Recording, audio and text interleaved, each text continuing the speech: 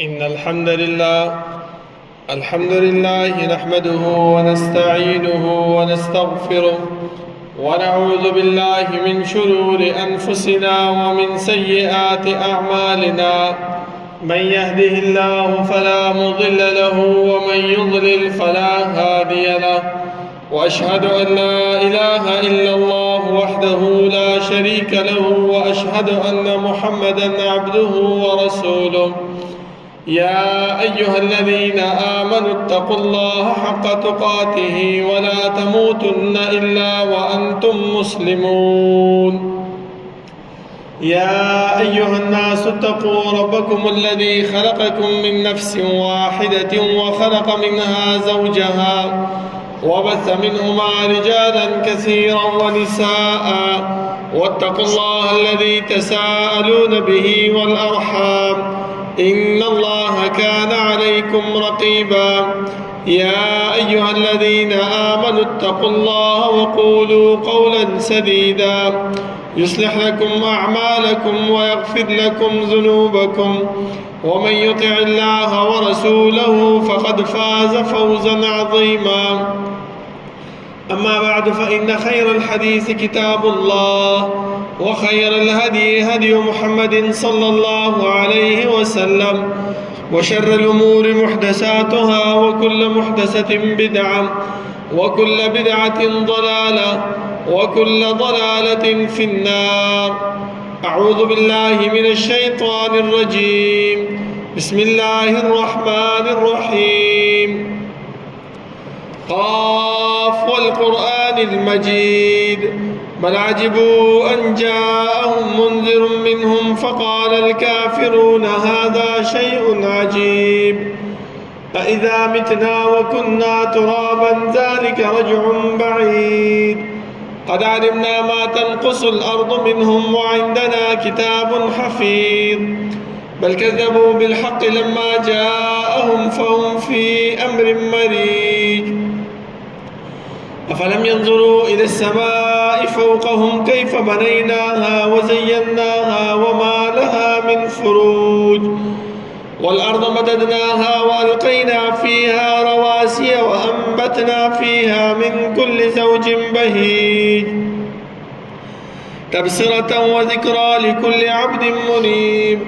ونزلنا من السماء ماء مباركا فأنبتنا به جنات وحب الحصيد، والنخل باسقات لها طلع نضيد، رزقا للعباد، وأحيينا به بلدة ميتا كذلك الخروج. كذبت قبلهم قوم نوح وأصحاب الرس وثمود وعاد وفرعون وإخوان لوط وأصحاب الأيكة وقوم تبع كل كذب الرسل فحق وعيد. أفعينا بالخلق الأول بل هم في لبس من خلق جديد. ولقد خلقنا الإنسان ونعلم ما توسوس به نفسه ونحن أقرب إليه من حبل الوريد. إذ يتلقى المتلقيان عن اليمين وعن الشمال قعيد، ما يلفظ من قول إلا لديه رقيب عتيد. وجاءت سكرة الموت بالحق ذلك ما كنت منه تحيد. ونفخ في الصور ذلك يوم الوعيد. وجاءت كل نفس معها سائق وشهيد. لقد كنت في غفلة من هذا فكشفنا عنك غطاءك فبصرك اليوم حديد. وقال قرينه هذا ما لدي عتيد. ألقيا في جهنم كل كفار عنيد، مناع للخير معتد مريب. الذي جعل مع الله إلها آخر فألقياه في العذاب الشديد. قال قرينه ربنا ما أطغيته ولكن كان في ضلال بعيد. قال لا تختصموا لدي وقد قدمت إليكم بالوعيد. ما يبدل القول لدي وما أنا بظلام للعبيد. يوم نقول لجهنم هل امتلأت وتقول هل من مزيد. وأزلفت الجنة للمتقين غير بعيد. هذا ما توعدون لكل أواب حفيظ. من خشي الرحمن بالغيب وجاء بقلب منيب ادخلوها بسلام ذلك يوم الخلود لهم ما يشاءون فيها ولدينا مزيد وكم أهلكنا قبلهم من قرن هم أشد منهم بطشا فنقبوا في البلاد هل من محيص إن في ذلك لذكرى لمن كان له قلب أو ألقى السمع وهو شهيد ولقد خلقنا السماوات والأرض وما بينهما في 6 أيام وما مسنا من لغوب فاصبر على ما يقولون وسبح بحمد ربك قبل طلوع الشمس وقبل الغروب ومن الليل فسبحه وأدبار السجود واستمع يوم ينادي المناد من مكان قريب يوم يسمعون الصيحة بالحق ذلك يوم الخروج إنا نحن نحيي ونميت وإلينا المصير يوم تشقق الأرض عنهم سراعا ذلك حشر علينا يسير نحن أعلم بما يقولون وما أنت عليهم بجبار فذكر بالقرآن من يخاف وعيد اللهم صل على محمد وعلى آل محمد كما صليت على إبراهيم وعلى آل إبراهيم إنك حميد مجيد اللهم بارك على محمد وعلى آل محمد كما باركت على إبراهيم وعلى آل إبراهيم إنك حميد مجيد بسم الله الرحمن الرحيم فإن آمنوا بمثل ما آمنتم به فقد اهتدوا وإن تولوا فإنما هم في شقاق فسيكفيكهم الله وهو السميع العليم الله رب العالمين أحكم الحاكمين د ټولو بادشاہانو بادشاہ د ټولو زبردست هغه رب العالمین چې تمام کائنات خالق او مالک دی هغه الله چې تمام کائنات متصرف او منتظم دی هغه رب العالمین چې د هغې په صفاتو کې یو صفت فعال لما يريد دی رب العالمین چې څه کوي څه وخت چې کوي څرنګه چې کوي چا سره چې کوي کولی شي د الله رب العالمین نه څوک تپوس نشي کولی وهم يسألون دا مکلف مخلوقات چې هر څومره دي خو هغه انبیا دي که امت دی باچاهان دي که رعیه ده مالدار دي او که غریب دی هر یو فرد نه به الله رب العالمین تپوس او پوښتنه کوي زما محترمو دا الله رب العالمین دا تپوس او دا پوښتنه دا په دې خبره باندې دلالت نه کوي چې موږ په دې دنیا کې کم عمل کوو کم کار کوو الله ته پته نشته نه بلکې الله رب العالمین د دې د وجې نه تپوس کوي چې موږ سبا د خپلو اعمالو نه منکر نشو د دې د وجې نه موږ سره کرامن کاتبین مقرر کړي دي که چېرته موږ خپل اعمالو نه منکر کیږو الله رب العالمین به دې کرامن کاتبین ته به وایي چې د دې دا رجسټر د انسان مخې ته کېږدوه چې د انسان په دنیا کې کم کم عمل کړی و هغه ټول لیکلی شوي دي لکه نن سبا تاسو ګورئ چې یو انسان کم پروګرام وي موبایل ونیسي ویډیو جوړه کړي هغه انسان د دنیا نه رخصت هم شي وفات هم شي خو بیا هغه ویډیو د هغې کتلی کېږي چلولی شي او دا اخیستی کېږي چې هغه پلانی حاجي صاحب پلانی خان صاحب پلانی مشر صاحب دا پلانی پروګرام کې موږ سره دا وکړه دا ویډیو موجوده ده نو انسان د هغې نه انکار نشي کولی زما محترمو د دې شي د خبرې د بیان دپاره الله رب العالمین موږ ته د جناب محمد رسول الله صلی الله علیه وسلم غوندې پیغمبر راولېږلو چې هغه موږ ته د رب العالمین ذات او صفات اسماء او احکام وحدانیت طریقې راته وښودلې هغه لارې او هغه طریقې هم راته وښودلې چې په هغې باندې عمل کولو سره موږ د الله رب العالمین رضا او جنت حاصلولی شو هغه لارې او هغه طریقې هم راته وښودلې چې د هغې باندې اجتناب سره موږ د رب العالمین د قهر او د غضب نه بچ کیږو زما محترمو رب العالمین چې موږ د دنیا کې پیدا کړي یو نو زموږ د پیدایش مقصد هغه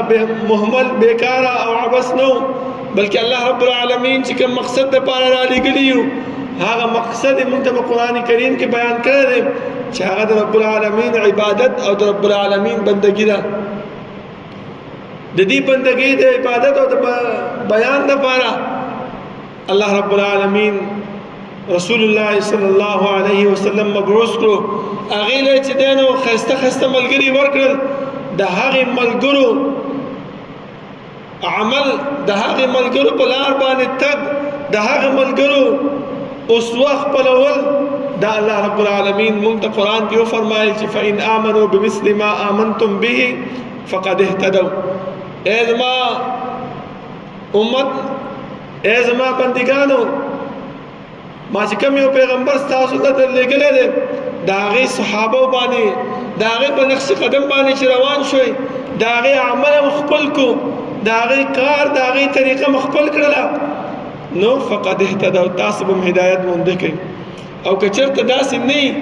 نو هدایت ستاسو نصیب کې نه ګرځېږي زما محترمو. ولې الله رب العالمین د رسول الله صلی الله علیه وسلم په باره کې فرمایي لقد كان لكم في رسول الله اسوه حسنه.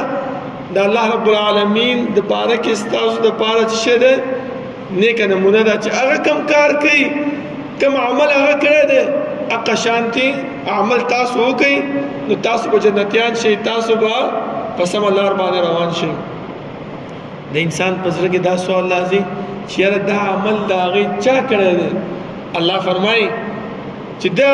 ملګري دغه صحابه کرامو دا هغو چې دی نو دا نقش قدم خپل کړو او الله رب العالمین هغو ته جنت زیری په دنیا کې ورکړی دی چې رضی الله عنهم ورضوا عنه. دا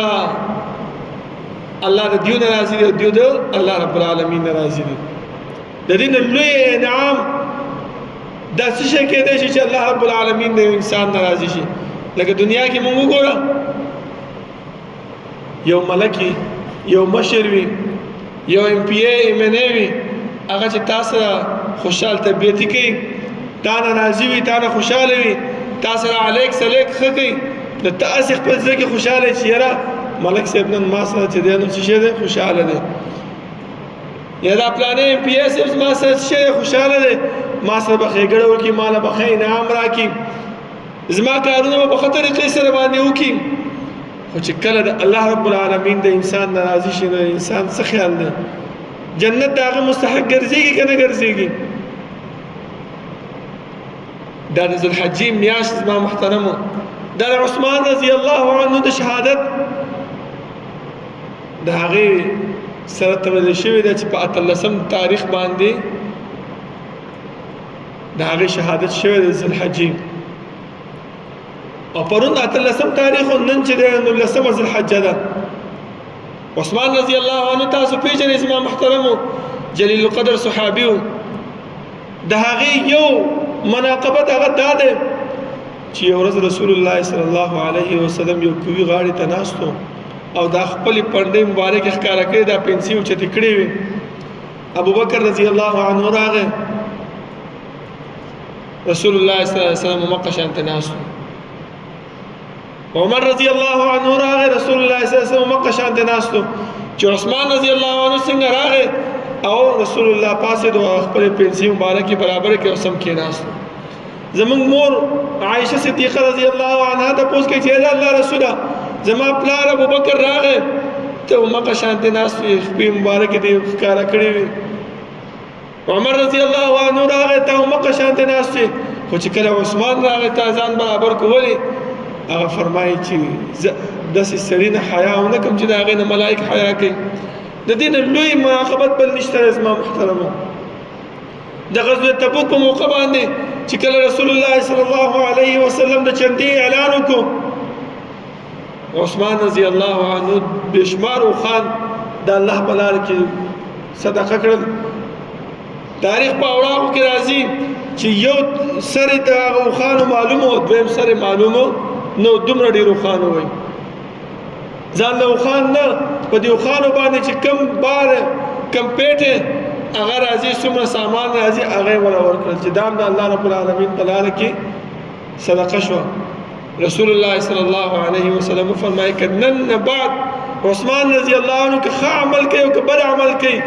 هیڅ ضرر به ورته ونه رسولی شي. ښه عمل به ورته نفع ورسوي خو بد عمل به هغه ته نقصان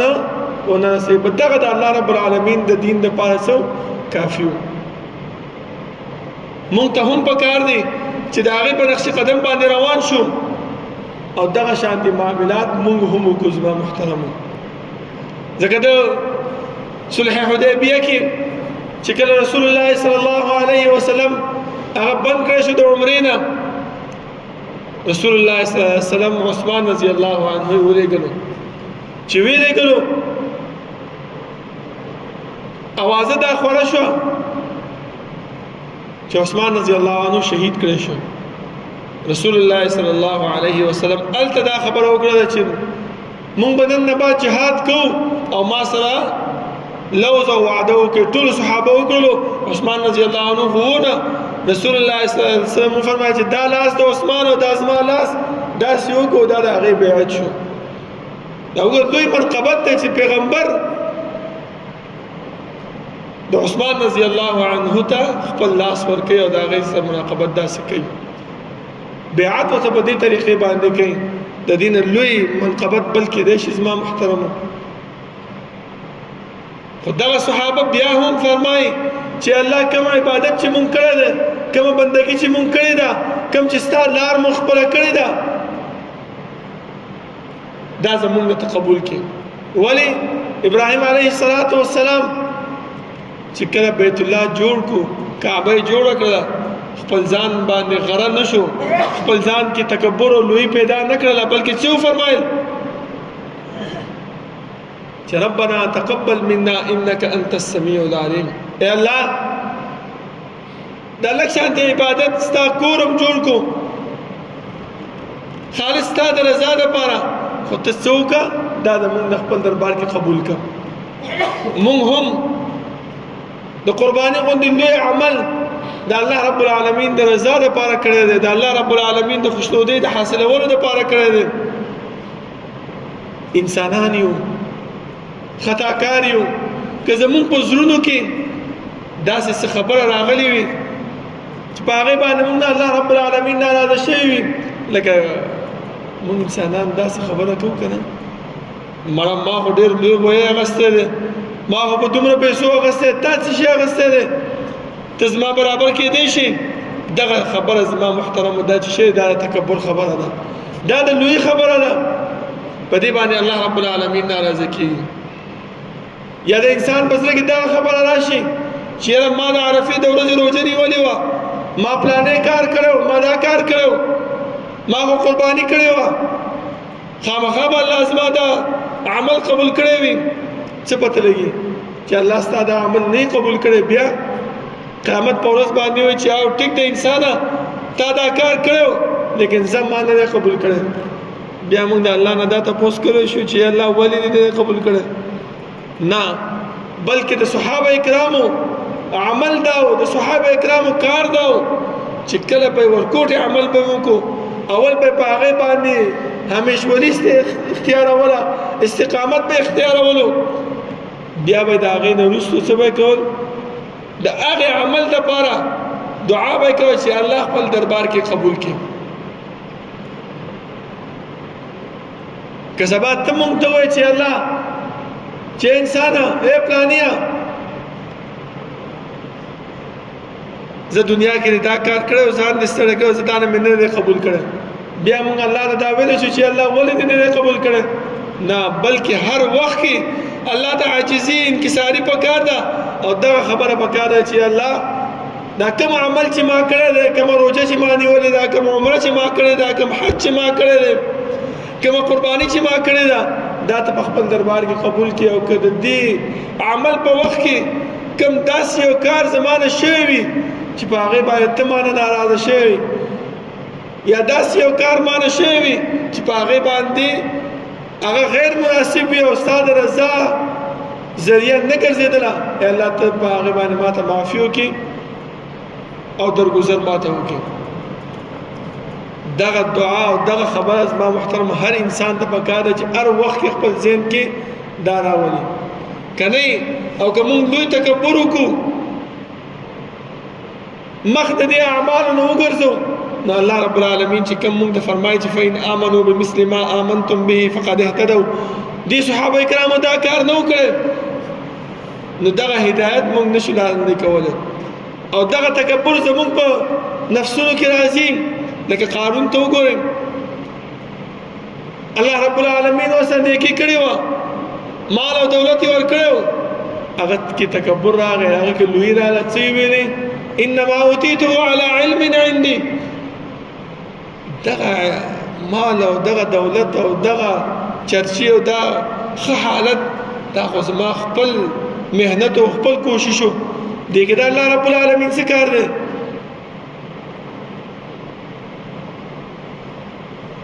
چې کوم دعوت والاو قال الذين اوتوا العلم ويلكم ثواب الله خير لمن امن وعمل صالحا هغه ته چې قارون دا خبره مکه او ګورات تباہ او برباد بشي نیکی تا کړه چې ته الله رب العالمین نو ویریږي او الله رب العالمین ته رجوع کې چې د مال تعالی چې درکړې شوی دی دا په څه باندې درکړې چې د الله رب العالمین احسان ومني د الله رب العالمین نعمت او رحمت ومني په خپل ځان باندې هغه مراد دا کړه کې دی چې نریشه الله ګوره دنیا کې ولا عذاب ورکړي دنیا عذاب اوري فخسفنا به وبداره الارض متکبر سړي د پاره الله فرمایي موږ د ازمکه راتنګ کړو پس مکه کې مسکو لاندې مراخ کړو اوس هر یو انسان دی اول دی زه خپل در ګریوان کې سوچ وکړو چې آیا ما کې تکبر شته او که نشته آیا ما کې لوی شته او که نشته ځکه صحابه کرام کې لوی نه وه پیغمبر بچی ورته وویل چې دا کار وکړه سمدستي به ورته تیار و لکه عثمان رضی الله عنه ته وګورئ په دې دومره سخت حالت کې چې د صلح حدیبیه په موقع باندې صحابه کرام او رسول الله صلی الله علیه وسلم او مؤمنان بند کړی شوي د مکې نه پیغمبر ورته وویل چې عثمان مکې ته روان شه هغه ورته چې آمنا اوسه لبیک او سعدیک یا رسول الله زه حاضر یم تیار یم زه ځم مکې ته ګوره هغه سختی هغه تکلیف هغه برداشت کو تکبر یو نه کو لوی یو نه کړله چې نه مړه پیغمبر دا څه کېدی شي تا ته ښه پته نه ده چې دې مکې والا مونږ ګیر کړي یو که زه یې ونیولم ووژلم ویې بیا به څه کېږي نه بلکې د پیغمبر خبرې ته د هغې اطاعت د هغې تابعدارۍ ته دې صحابه کرام ملا تړلې وه تکبر یې نه و کړی لویوالی یې نه و کړی الله رب العالمین ورته په دنیا کې د جنت سرټیفیکیټ راولېږه د دنیا زیری ورته راولېږه د جنت دا انسانان څه دي جنتیان دي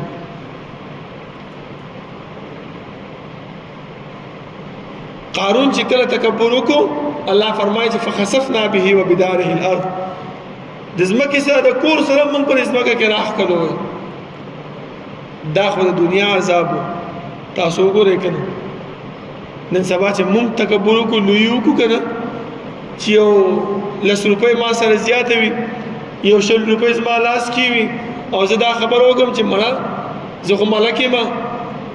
زه خو سردار یم زه خو پلانې یم داسې شی دی کمزور سره ما ته خبرې کوي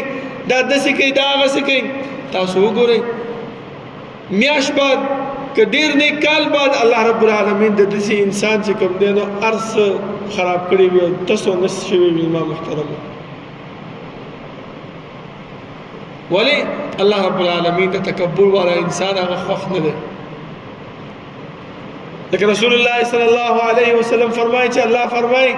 دغه تکبر زما صادر دی څوک چې ما نه زما صادر راکاږي د زما سره د اعلان د جنگ کوي او کوم انسان چې د الله سره د جنگ اعلان کوي نو الله سره څوک جنگ کولی شي نشي کولی زما محترم او د آخرت عذاب واورئ هلته خو بیا د زما ملکیم نه چلیږي زما عاجزۍ والی هم نه چلیږي زما چودري توب هم نه چلیږي هلته خو صرف د الله رب العالمین خبره چلیږي الله فرمایي ان الذين كذبوا بآياتنا واستكبروا عنها څوک چې زما د آیاتونو تکذیب کوي او تکبر کوي دا تکبر ولې مونږ کوو د دې د وجې نه کوو چې قرآن نه منم که نه د دې د وجې نه کوم چې کوم پیغمبر الله را لېږلی هغه نه منم که نه نو الله څه فرمایي لا تفتح لهم ابواب السماء د اسمان دروازې مو ته نه کلاوم ولا يدخلون الجنه او جنت ته نه داخلون انسان په زړه کې به سوال راشي چې مړه خو یو 100 ورځې به یو 100 ورځې به یو میاشت به زه به چې دی نو لکه یهودو ویلي که نه لن يدخل الجنه الا من كان هودا او نصارى جنت ته به هغه انسان داخل نشي چې څوک یهودي دی او نصراني دی او یا دا خبره کړې وه چې موږ خو یو څو ورځې به جهنم کې به سوځېږو سورج اصلي خوري کم چې موږ د سخی عبادت کړو نو الله فرمایي چې نه حتی یلج الجمل فی سم الخیاط دا متکبر انسان به تر هغه وخت پورې به جنت ته داخل نشي تر کوم وخت پورې چې اوخ د ستنې هغه سوري کې داخل نشي اوخ د ستنې هغه سوري کې داخل نشي هیڅ کله نشي داخله دا لا محاله ده زما محترمو نو دغه شان د متکبر انسان به هم الله رب العالمین څخه جنت ته نه داخلي یا هغه انسان چې خپل عمل کوي خو ورکه لک شان تکبر موجودي او عمل کوي تا د نصیحت هم کوي تا د خبر هم کوي خو خپل په غیبانه سره کې عمل نه کوي تکبر پکې موجود دی الله رب العالمین د داسې انسان مثال هم بیانوي چې قیامت په ورځ به یو طرف ته به جنت دی یو طرف ته به جهنم وي دی منځ کې به یو دیوال والا شي یو ځای به هغه د اعراف ویل کېږي زما محترمو دا بعضې خلک چې نه ډېر ګناهګار او نه ډېر نیکي والا الله رب العالمین په دې اعراف باندې کېنولی د جنت نظاره به هم کوي او د جهنم نظاره به هم کوي الله فرمایي چې تعرفهم بسیماهم لا يسألون الناس دا چې کوم خلک په دې اعراف باندې ناست دي دا جنتیان هم پیژني چې یاره دنیا کې او دا پلانې سره چې کوم دی نو زما کلیوالو دا پلانې سره چې دی نو زما گاونډ کې پاتې کېدو وګوره اوس جنت کې دی دی بل طرف ته چې وګوري جهنم کې هغه کسان به ویني چې جهنم کې سوسیږي او به هم پیژني چې دا پلانې سره هغه ملا و چې موږ ته به جومات ته راتلو خطبه به یې راته کوله مسلې به بیانولې خپله به پې عمل نه کولو دا به ورته وایي چې ملا صاحب څنګه چل دی تا خو دنیا کې موږ ته نصیحتونه کول تا خو موږ به د تکبر نه منې کولو تا خو موږ ته دا خبرې به کولې نن ته ولې سوچې کې په جهنم کې هغه ورته چې تا ته به مې کوله خو خپله راکې دا مصیبت موجود و خپله مې ځان نه منې کوله د دې نه دا تکبر ما کې هم موجود و زما محترمو دا خبره په موږ باندې ګرانه پریوزي خو لیکن حقیقت دا دی چې الله رب العالمین داسې انسان نه خوښوي داسې انسان ته رضا کېږي نه پکار دا دی چې موږ کوم عمل کوو خپل زړه خالص کو خپل د زړه د تکبر وباسو او د صحابه کرامو په نقش قدم باندې موږ څه شو روان شو دا بعضې مسالې داسې دي زما محترم چې دا د انسان زړه نه مني د انسان عقل نه تسلیموي او نن سبا د سوشل میډیا زمانه ده په دې کې داسې خلک موجود دي ځان نه رومال واچي پګړې تاو کی او اسیا خو دې خبرې شروع کړي دا وایي چې مفتی صاحب دی او مولا صاحب دی او شیخ صاحب دی بلکې د داسې خلکو خبرې منلو نه مخکې چې دی نو هغه خبره باندې جانچ پړتال او تحقیق پکار دی چې یاره دا خبره دا انسان صحیح کوي او که غلط کوي دا خبره د کوم طرف ته بیان کړې ده دا الله رب العالمین د قران نه بیان کړې ده او د رسول الله صلی الله علیه وسلم د احادیث نه بیان کړې ده کچرته د قران او حدیث کې موجودو دا صحابه کرام په نقش قدم باندې تک ده او الله فرمایي چې فإن آمنوا بمثل ما آمنتم به فقد اهتدوا تاسو به هدایت مونږ کوي اوس هر انسان د خپل ګریوان کې سوچ کوي چې زه هدایت والا ګرځېږم کنه هدایت می پکار دی کنه رهنمایي می پکار دی او کنه نه پکار د الله رب العالمین رضا می پکار دی او کنه می نه پکار چې پکار وي نو د صحابه کرامو او د پیغمبر په نقش قدم باندې روان شو الله رب العالمین نه دعا ده چې الله رب العالمین د عمل کولو توفیق راکړي او الله رب العالمین زموږ د زړونو تکبر ختم کړي او په دې اعمال باندې زموږ په سره کې زموږ د خولې نه کده لویه خبره وته وي رب العالمین دې موږ ته د غیر نه معفو کړي او زموږ په زړونو کې زموږ په خلو باندې هر وخت عاجزي انکساري او د استغفار کلمه جاری کړي چې د دې عذاب او د دې سختۍ نه موږ شو بچ شو اقول قولي هذا واستغفر الله لي ولكم ولسائر المسلمين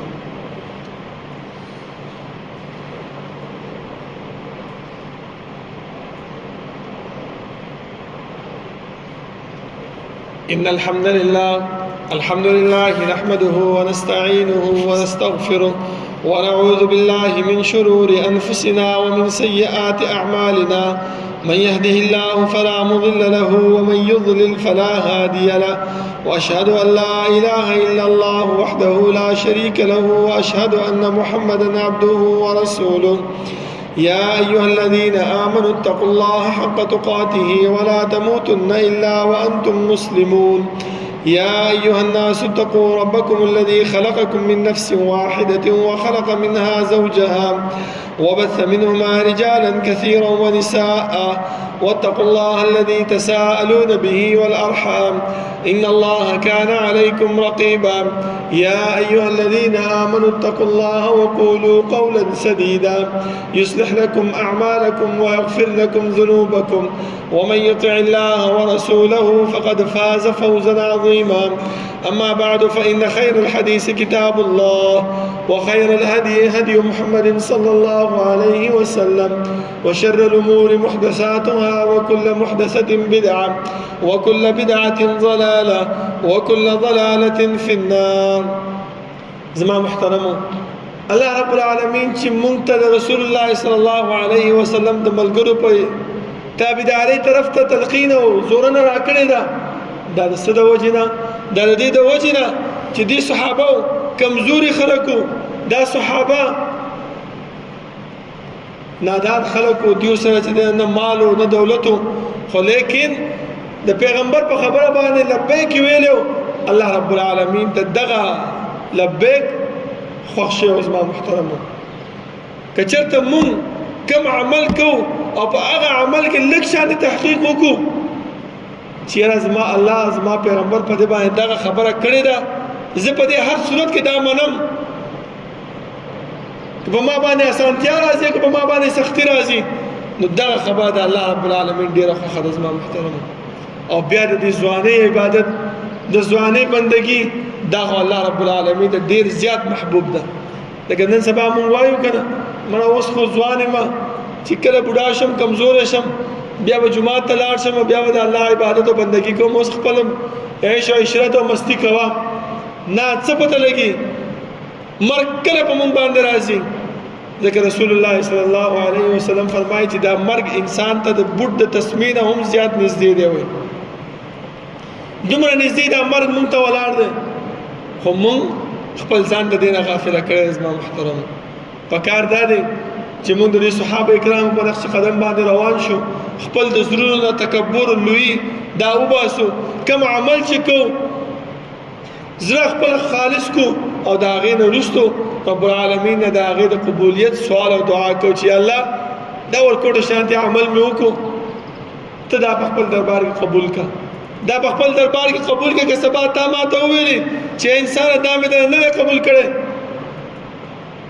بیا ما سره هیڅ اختیار نشته او ما سره هیڅ خبره نشته چې دا تپوس کوم چې ولې بیا زما په خوله باندې نه راځي. زما محترمو دغه دنیا دا د عمل ځای دی دلته به الله رب العالمین رضا کو الله ته به سوال کو الله نه به غواړو نو انشاءالله الله رب العالمین به زمونږه کامیابي او کامراني را نصیب کړي. الله رب العالمین دعا ده چې الله رب العالمین د عمل کولو توفیق راکړي او الله رب العالمین زموږ پریشانیانې مصیبتونه هغه ختم کړي. زموږ په کورونو کې چې کوم بیماریانې دي کوم مشکلات دي کوم پریشانیانې دي الله رب العالمین دې خپل د رحم او کرم په وجه باندې هغه مشکلات هغه پریشانیانې زموږ ختم کړي. الله رب العالمین دې موږ ته اسانتیاں پیدا کړي او رب العالمین دې زموږ عمل هغه خپل دربار کې قبول او منظور وګرځي او رب العالمین دې په خپل قرآن او خپل د پیغمبر صلی الله علیه وسلم په احادیث باندې موږ روان کی. ربنا لا تزغ قلوبنا بعد إذ هديتنا وهب لنا من لدنك رحمة إنك أنت الوهاب. ربنا اغفر لنا ولإخواننا الذين سبقونا بالإيمان ولا تجعل في قلوبنا غلا للذين آمنوا ربنا إنك رؤوف رحيم. ربنا لا تؤاخذنا إن نسينا واخطأنا ربنا ولا تحمل علينا إصرا كما حملته على الذين من قبلنا ربنا ولا تحملنا ما لا طاقة لنا به واعف عنا واغفر لنا وارحمنا أنت مولانا فانصرنا على القوم الكافرين. صفنا برابر کې نږدې ودرېږي.